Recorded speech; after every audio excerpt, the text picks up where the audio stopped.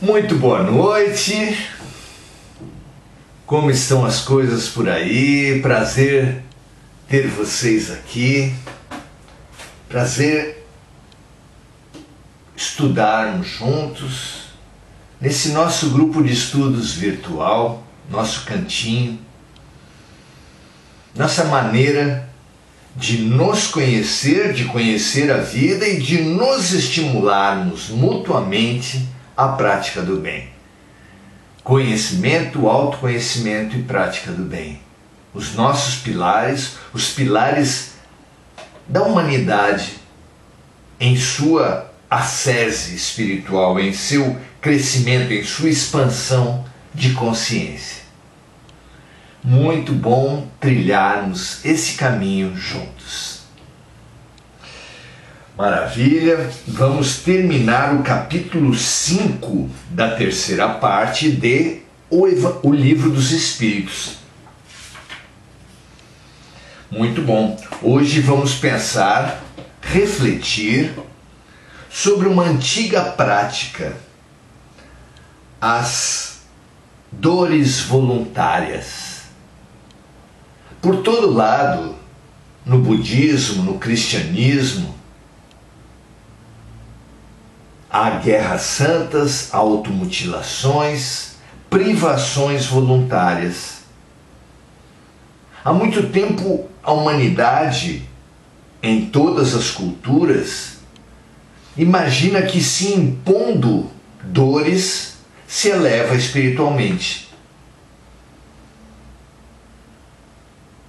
Muitos dizem, resignados ou com pena de si mesmos, eu nasci para sofrer.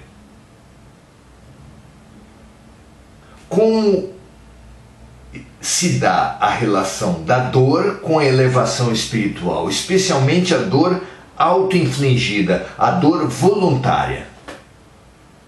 Vamos estudar? Questão 725 a 727. Vamos lá. Questão 725, Kardec pergunta assim: que pensar das mutilações praticadas no corpo do homem ou dos animais? Por que semelhante pergunta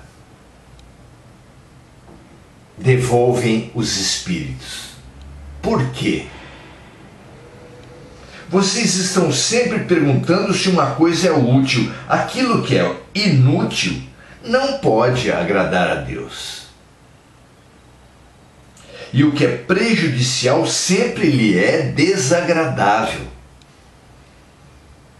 Então, aquilo que é inútil não pode agradar a Deus, e aquilo que é prejudicial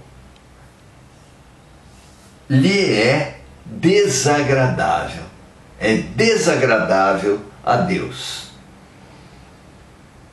Deus apenas é sensível aos sentimentos que elevam a alma até Ele. E é praticando a sua lei que o homem poderá se libertar do domínio que a matéria terrestre exerce sobre ele, e não violando-a.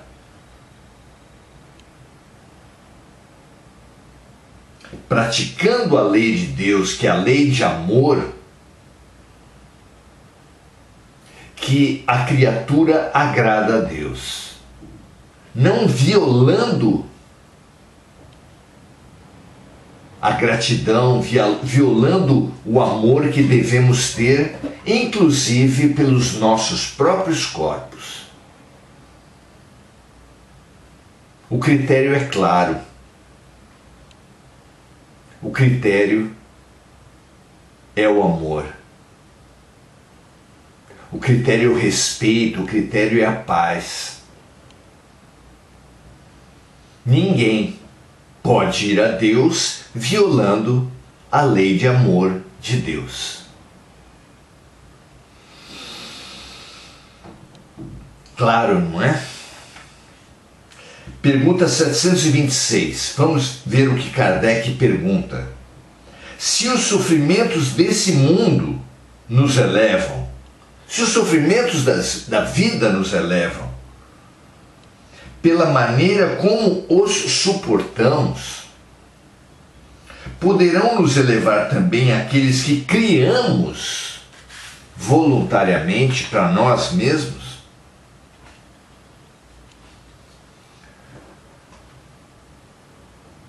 Respondem os espíritos dizendo: os únicos sofrimentos que elevam são os sofrimentos naturais,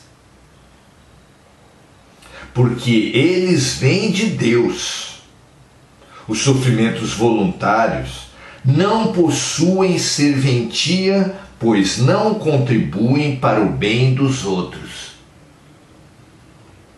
Será que alguém acredita que se adiantam no caminho do progresso aqueles que abreviam a própria vida se impondo rigores sobre-humanos,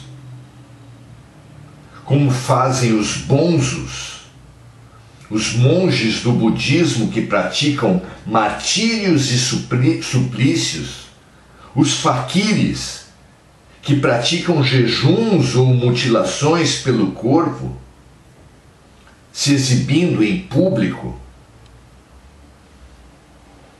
e alguns fanáticos de certas seitas? Por que eles não trabalham antes pelo bem de seus semelhantes? Perguntam os espíritos, ao invés de se imporem tais rigores. Que eles vistam o indigente, que consolem aquele que chora, que trabalhem por aquele que está enfermo, que eles sofram privações para o alívio dos infelizes, e então suas vidas serão úteis e agradáveis a Deus. Quando nos sofrimentos voluntários que enfrenta, o homem só pensa em si mesmo, em se mostrar, em se exaltar perante os demais, é egoísmo. Quando sofre pelos outros, é caridade. Estes são os princípios do Cristo.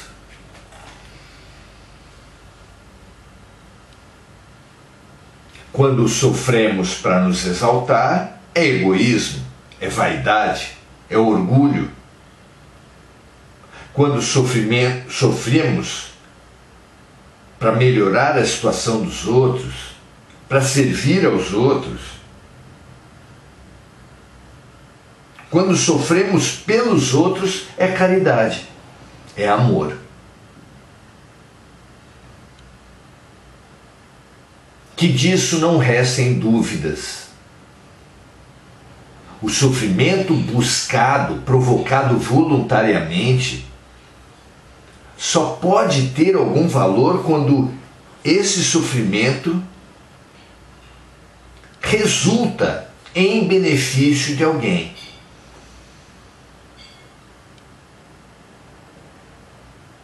Quando busca apenas a autoexaltação, não tem valor moral, espiritual algum.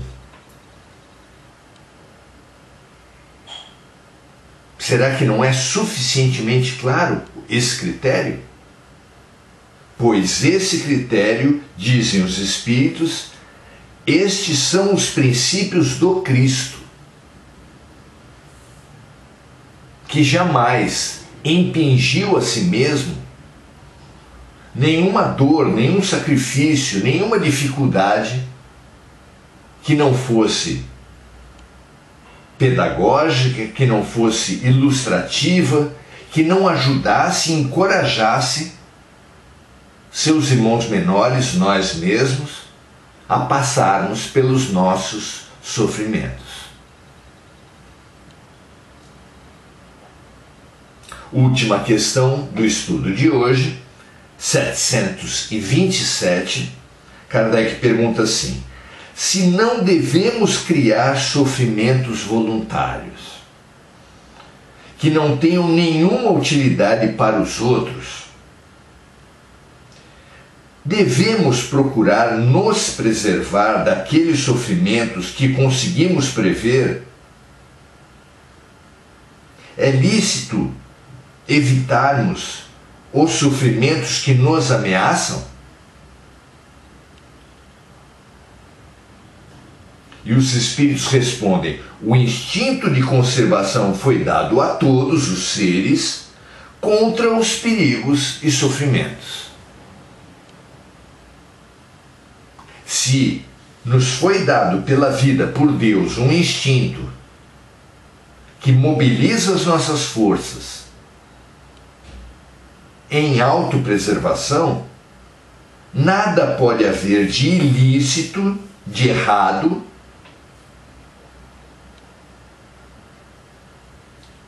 em procurarmos nos preservar dos sofrimentos que conseguimos prever e das situações que nos ameaçam. Nada pode haver de errado nisso. E complementam os espíritos da seguinte forma: o homem deve castigar o seu espírito e não o seu corpo. Deve castigar o seu orgulho, deve sufocar o seu egoísmo, que se assemelha a uma serpente a roer o seu coração. O sacrifício que devemos fazer é o sacrifício do homem velho. Como faz o sacrifício, como se coloca o sacrifício uma mãe que sabe das dores do parto, que sabe das fragilidades, das dificuldades que enfrentará, mas mesmo assim se sacrifica pelo filho que vai nascer. Num belo exemplo do sacrifício que tem mérito perante Deus.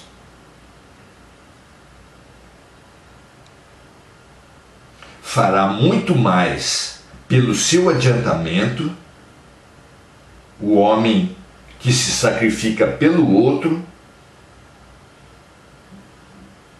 para melhorar a situação do outro ou de si mesmo, do que impondo-se rigores que já não são desse século.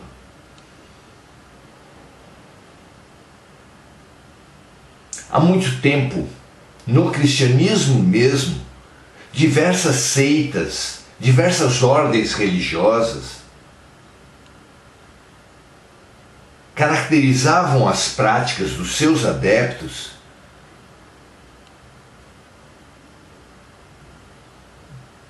por sofrimentos auto-infligidos, o que se chamava de cilício, que às vezes eram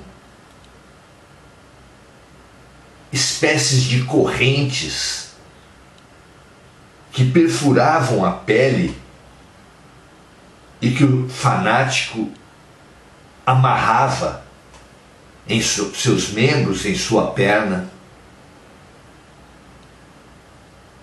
Chicotes que se davam e se dão fanáticos do hinduísmo, do budismo, do cristianismo. Há seguidores, pretensos seguidores do Cristo, que se pregam numa cruz. Quando fica tão evidente nos evangelhos que nenhuma palha, nenhum movimento Jesus fez para se colocar numa cruz. Ele apenas impediu os seus seguidores de guerrearem, gerando uma mortandade inútil. Ele apenas não se defendeu por saber que não devemos atirar pérolas aos porcos, por saber que estava tudo consumado, as más intenções estavam nos corações dos seus pretensos juízes. Mas dizer que Jesus provocou, que Jesus buscou a dor, A cruz não tem base alguma. E, portanto, não pode ter base alguma a atitude do pretenso seguidor que busca a cruz. Como dizem os Espíritos aqui, que vistamos o indigente, que consolemos aquele que chora, que trabalhemos por aqueles que estão doentes, que soframos privações para o alívio dos infelizes. E então nossas vidas serão úteis e agradáveis a Deus. Como disse Jesus, a cada vez que servirmos um dos pequeninos do mundo, será a Ele mesmo, Jesus Cristo, que estaremos servindo. Que essa certeza impulsione os nossos atos, impulsione os nossos dias, dê sentido para as dificuldades, que se não devem ser motivo de queixa, de revolta, de horror, de fuga, nem mesmo de orações, para que não passemos, na medida em que saibamos que as dores trazidas pela vida são remédios, são lições. Também não nos é lícito provocar dores, porque são lições e são remédios apenas os sofrimentos naturais, aqueles trazidos pela vida. Dizem os Espíritos, os únicos sofrimentos que elevam são os sofrimentos naturais. De resto, ouçamos Jesus falar às nossas almas: alegrai-vos, brilhe a vossa luz. Não há por que crer que a elevação precisa ser necessariamente dolorida. Amar é a sublime felicidade. Amar é o grande mandamento deixado por Jesus. Amor é Deus. Deus é amor. Não há felicidade maior, mais consistente e mais duradoura. Que assim seja para todos nós. Sejamos felizes, amemos. E quando vier a dor trazida pela vida, pelos fatos, uma dor que seja inevitável e imprevisível, aceitemos, vivamos na certeza de ser remédio e lição divina. Que assim seja, graças a Deus, paz e bem para todos nós. Vamos saudar os amigos, então, que estão conosco nesse fabuloso estudo de desconstrução das crenças, dos fanatismos que há tanto tempo enrijecem a alma humana. Sejamos capazes de reprogramarmos-nos para a sublime felicidade do amor.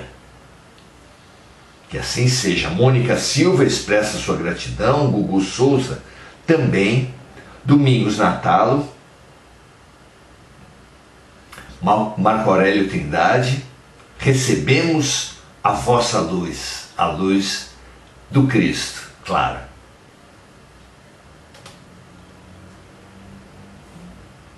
Mônica Silva, sempre lembrando de diversos encarnados e desencarnados amigos seus, vibrando pela paz mundial, pelas vítimas dos desastres climáticos, e dando o seu boa noite com Enir Cajazeira, com Adelaide Dias, com Andréa Salvatore.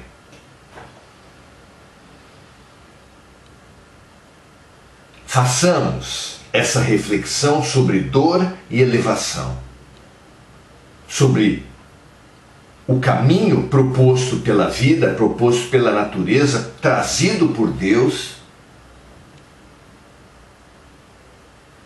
e o amor. Primeira alternativa, grande alternativa de Deus.